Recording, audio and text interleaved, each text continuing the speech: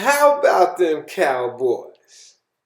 Ladies and gentlemen, the saying in football meetings, practices, games, et al.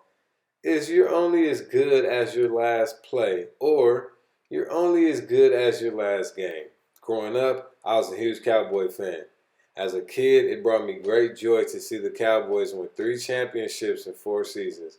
I became a huge Deion Sanders Coach Prime fan when Jerry Jones gave Prime Time a 7-year contract worth $35 million. I even started playing football wanting to be like Deion on the field. This also meant I hated the San Francisco 49ers and still somewhat do. Now, although I no longer consider myself a fan of any team because I like the sports bet, and favorite teams always kill you, I'm a former offensive coordinator, wideouts coach, trainer, and a writer of sports. So being objective and not letting my feelings get in the way has become more beneficial to me as I have gotten older. I initially was worried that Dallas would lose to Tom Brady because of that internal feeling players get when they face a team they know they haven't beaten. Talk about psychological warfare. It's reminiscent of my playing days when we faced Boise State. If I'm not mistaken, Boise won the WAC and never lost the WAC conference game from '03 to '06. But before the new staff came in, I didn't play that much at wideout. I'm an extremely honest, sometimes too honest for most, person, but it's based on logic. Back then, I would laugh at the coach's terrible fucking speeches and lack of right communication from those in leadership positions, and it is clear to see when the team is just coached better. Here was my logic. If our corners can't stop us in practice and our record was trash, how are they going to stop an undefeated, better coached Boise State? No, Boise didn't have better talent at the wideout position, but the way they played was 1,000 times harder, tougher, and more physical than us, and our mascot name is Spartans. And I tell the story because I would listen to the defensive players talk about what they're going to do and this and that, and them niggas would go out there and get ran by.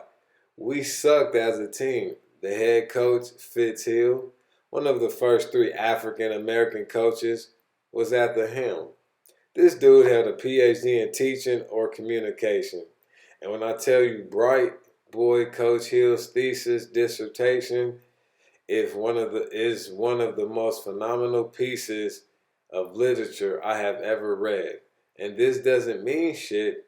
He simply could not coach. His communication skills as a coach were awful. Fitzhill was a charlatan and belittled us players because of his doctorate status and ran an environment not conducive to creating a winning culture.